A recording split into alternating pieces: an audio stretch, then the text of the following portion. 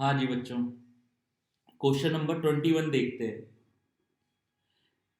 Chapter चल रहा है चैप्टर नंबर 2 पादुका की बुक का, और अकाउंटिंग फॉर इन्वेस्टमेंट कंपनी इसका चैप्टर का नाम है। Accounting for investment, question number 21 देखें जरा क्या कह रहा है।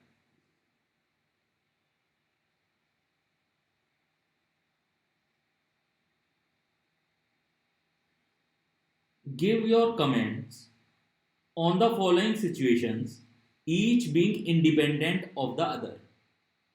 Number 1, current investment are valued at 60 lakhs, being the cost of acquisition, being the cost of acquisition. Fair value of these investment on the balance sheet date is 48 lakh. Current investment है, cost कितनी है 60, और fair value जो है वो कितनी है 48 lakh. Which ever is lower पर रिकॉग्नाइज करूंगा मैं।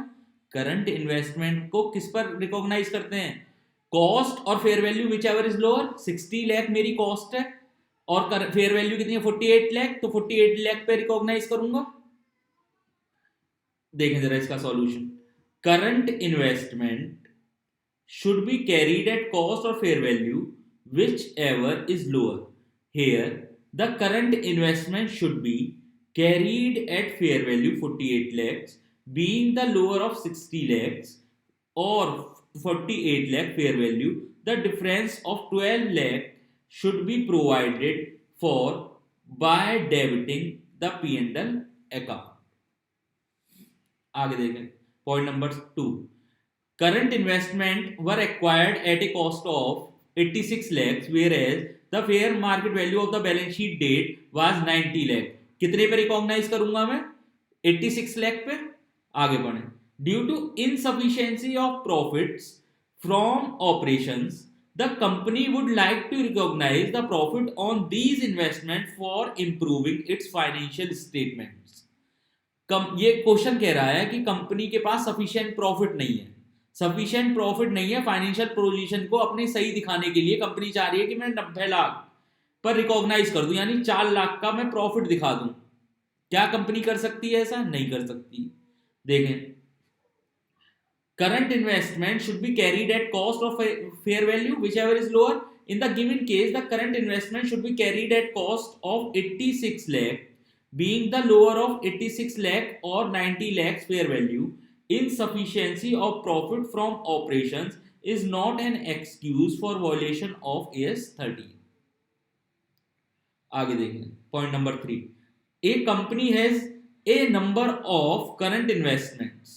कंपनी के पास बहुत सारे करंट इन्वेस्टमेंट पड़े हुए हैं। Its policy is to determine the carrying amount of current investment as quoted securities at lower of cost और market price। वो कह रहे हैं कंपनी के पास बहुत सारे करंट इन्वेस्टमेंट पड़े हुए हैं और उसमें वो कोटेड सिक्योरिटीज को एट कॉस्ट और मार्केट प्राइस दिखाती है और अनकोटेड सिक्योरिटीज को एट कॉस्ट दिखाती है। क्या ये सही कर रही है कंपनी? देखो बेटा, सबसे पहले ये समझो कि कोटेड सिक्योरिटीज कौन सी होती हैं। कोटेड सिक्योरिटीज वो सिक्योरिटी हैं जो एनएससी या बीएससी में लिस्टेड है। कोटेड मतलब वहां उनका प्राइस हमें पता पड़ जाता है आसानी से। आप एनएससी की साइट पे जाओ, बीएससी की साइट पे जाओ, आराम से शेयर के प्राइस मिल जाएंगे। और अनकोटेड कौन से हैं? जिनके बारे में प्राइस ही पता नहीं है कि क्या चल रहा है, उसका क्या भाव चल रहा है। तो इस वजह से कंपनी ने बिल्कुल ठीक कर रखा है। देखें जरा सॉल्यूशन क्या कह रहा है। AS 13 recognize category wise valuation of carrying amount of current investment, hence the policy of the company is correct as per the AS 13। आगे देखें point number 4। Current investment are valued at cost और fair value. Valuation is being done on a global basis. Global basis समझो बेटा क्या होता है पहले। Global basis,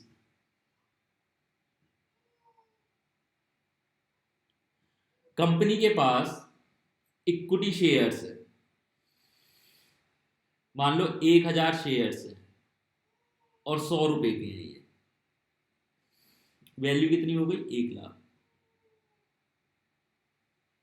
company के पास डिवेंचर भी है,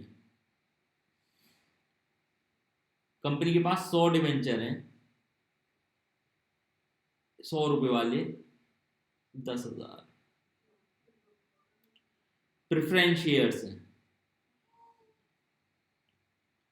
मान लीजिए 10 प्रेफरेंस शेयर्स हैं, ये हैं 50 वाले या 500 वाले ले लो, 5,000। तो कंपनी क्या कर रही है कि उसने ग्लोबल बेसिस पे ये जो वैल्यू आ रही है इनकी कॉस्ट की, ये है कॉस्ट, और यहां पर फेयर वैल्यू निकाल ली कंपनी ने। इन दोनों का कंपेयर कर लिया कंपनी ने ग्लोबल बेसिस पर, इन दोनों का। क्या कंपनी ने ये सही करा? AS13 क्या कहता है बेटा? AS13 कहता है कि अगर कैटेगरी वाइज है equity shares, equity shares, equity shares, सारे इक्विटी शेयर्स को आपको एक जगह ग्लोबल बेसिस पे ले सकते थे, इसमें डिवेंचर भी ले लिया, ऐसे ही प्रेफरेंस शेयर्स ले लिया, तो ये गलत कर दिया कंपनी ने। आंसर देखें अब। Though the practice of valuing at lower of cost or fair value is in the tween with AS13, the valuation on fair value should not be done on global basis. वो कह रहा है cost और fair value तो सही ले ली company ने, लेकिन fair value should not be done on global basis, ये ग्लोबल बेसिस पर नहीं लेना चाहिए था। Investment should be valued on individual basis और कैटेगरी वाइज। इंडिविजुअल बेसिस यानी इक्विटी इक्विटी इक्विटी लेनी चाहिए थी, प्रेफरेंस शेयर लेने चाहिए थे, डिवेंचर डिवेंचर बेसिस पे लेनी चाहिए थे, या कैटेगरी वाइज लेने चाहिए थे। Hence, the company's treatment of global basis valuation is not proper.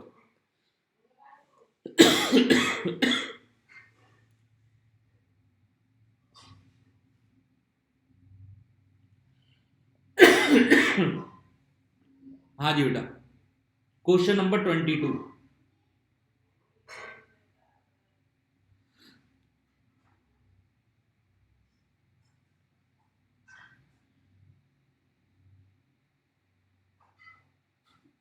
हाँ जी देखें जरा।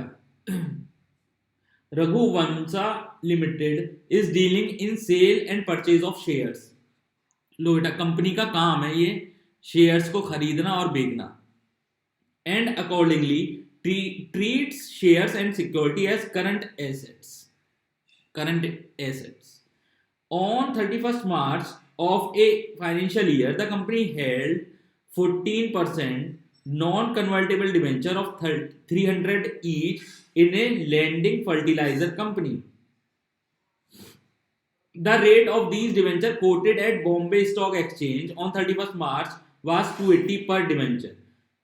A broker, however, offered a rate of 283.2 net of brokerage per debenture. The accounting policy followed by the company in valuation of share and security at cost or market value, whichever is lower. As an auditor, advise whether the company should value the shares as per BSE quotation or as per the price offered the broker as on 31st March. In fact, all debentures are sold in April, the rates offered by brokers. Question में क्या कह रहा है पहले उसे समझ लेते हैं। वो कह रहा है एक कंपनी है, वो डील कर रही है सेल और परचेज करने के शेयर के, accordingly treat share and security as current assets. As on 31st March of financial year, the company held 14% non-convertible debenture of 300 each.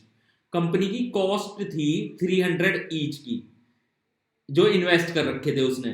The rate of these debenture quoted at Bombay stock exchange on 31st March 280 का दिखा रखा था, और cost दे रखी थी, broker ने जो coat की थी वो थी 283.2।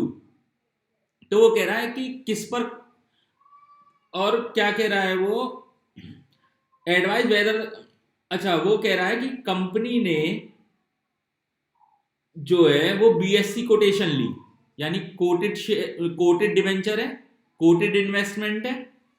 देखें सॉल्यूशन देखें, current investment are by nature readily realizable and intended to be held for not more than 1 year from the date of its acquisition.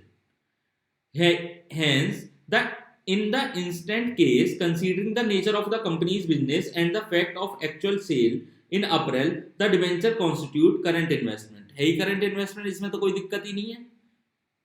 और वैसे भी इसका बिजनेस क्या है, सेल का और परचेज का. आगे देंगे वैल्यूएशन. एज पर AS 13, current investment should be carried at cost और fair value which is lower. Where an active market exists for an investment, market value is basis for estimating the fair value, market value. The market value represents the amount obtainable from the sale of investment in the active market. In the present case, the broker merely offered to purchase the share at a specific price. The quotation on a recognized stock exchange, that is BSE, is a better indicator of a price which can be realized on the sale of these investments. Conclusion. The debenture should be valued at 280 each, जो BSE में quoted था. Being the price quoted at BSE as on 31st March, since it is lower than the cost 300, the change in the carrying amount of the current investment should be disclosed in the profit and loss statement as required by AS 13. कितना loss हो गया पर debenture 20 का, वो कहां से charge होगा, P&L account से. Subsequently sale of investment will not affect the valuation principle on 31st December for balance sheet purposes.